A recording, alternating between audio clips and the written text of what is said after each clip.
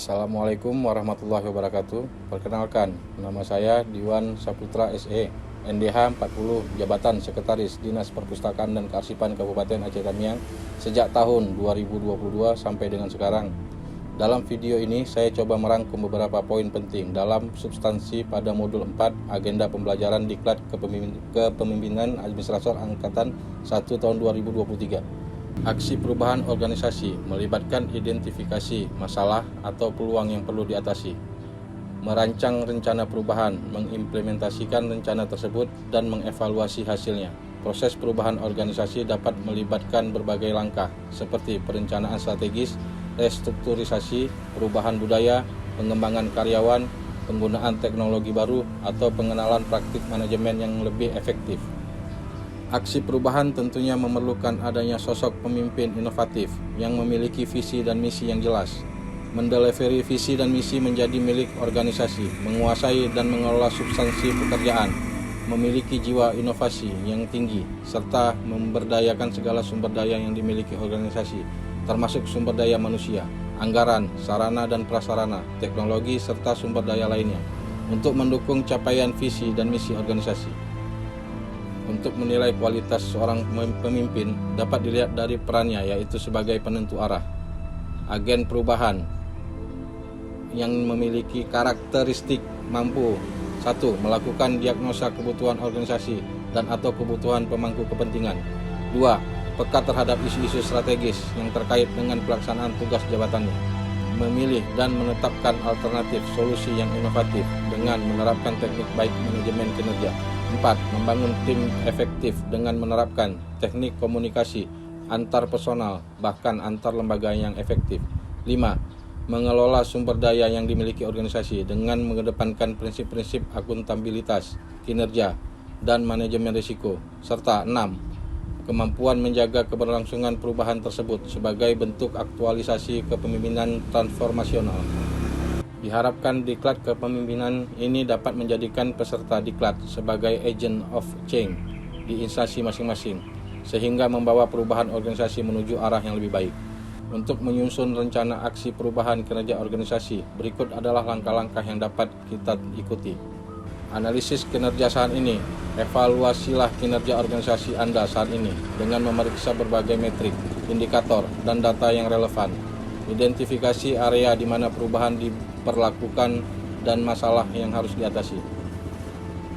Tetapkan tujuan yang jelas. Tentukan tujuan perubahan kinerja yang ingin Anda capai. Pastikan tujuan tersebut terukur, realistis, dan relevan dengan visi dan misi organisasi Anda. Identifikasi tindakan perbaikan. Identifikasi langkah-langkah konkret yang perlu diambil untuk mencapai tujuan perubahan kinerja. Libatkan pemangku kepentingan yang relevan dalam proses ini untuk mendapatkan masukan dan perspektif yang beragam. Prioritaskan tindakan. Prioritaskan langkah-langkah perbaikan berdasarkan urgensi dan dampaknya terhadap kinerja organisasi. Fokus pada tindakan yang paling penting dan dapat memberikan perubahan signifikan. Tentukan sumber daya yang dibutuhkan. Evaluasilah sumber daya yang perlu untuk mengimplementasikan langkah-langkah perubahan ini, termasuk anggaran, personil, pelatihan, dan teknologi. Pastikan Anda memiliki sumber daya yang cukup untuk mendukung perubahan yang diinginkan. Buat rencana tindakan. Rancang rencana tindakan yang jelas dan terperinci untuk setiap langkah perbaikan. Tentukan siapa yang bertanggung jawab atas setiap tindakan, jadwal pelaksanaannya, dan metrik untuk mengukur kemajuannya. Komunikasikan rencana kepada seluruh organisasi. Sosialisasikan rencana aksi kepada seluruh anggota organisasi. Jelaskan alasan dibalik perubahan, tujuan yang ingin dicapai, dan bagaimana setiap orang dapat berkontribusi. Pastikan ada saluran komunikasi yang terbuka untuk menerima umpan balik dan pertanyaan dari anggota organisasi. Implementasikan rencana tindakan. Terapkan langkah-langkah perubahan sesuai dengan rencana yang telah dibuat. Pastikan pemantauan yang cermat terhadap kemajuan dan lakukan penyesuaian jika diperlukan. Evaluasi dan ukur kemajuan. Tinjau secara berkala kemajuan yang telah dicapai terhadap tujuan perubahan kinerja. Gunakan metrik dan indikator yang relevan untuk mengukur keberhasilan dan mengidentifikasi area yang masih perlu diperbaiki. Teruskan proses perbaikan. Perubahan kinerja organisasi adalah proses yang berkelanjutan. Tetapkan siklus perencanaan, implementasi, evaluasi, dan perbaikan untuk terus meningkatkan kinerja organisasi. Penting untuk dicatat bahwa aksi perubahan organisasi seringkali melibatkan berbagai pihak yang terlibat dalam organisasi, termasuk manajemen tingkat atas, manajer, karyawan, dan pemangku kepentingan lainnya. Kesuksesan perubahan organisasi sering tergantung pada dukungan dan keterlibatan aktif dari semua pihak yang terlibat.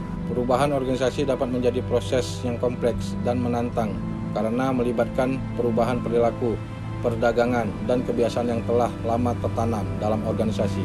Oleh karena itu, aksi perubahan organisasi memerlukan komunikasi yang efektif, kepemimpinan yang kuat, pengelolaan perubahan yang terarah, serta kesediaan untuk belajar dan beradaptasi secara terus-menerus.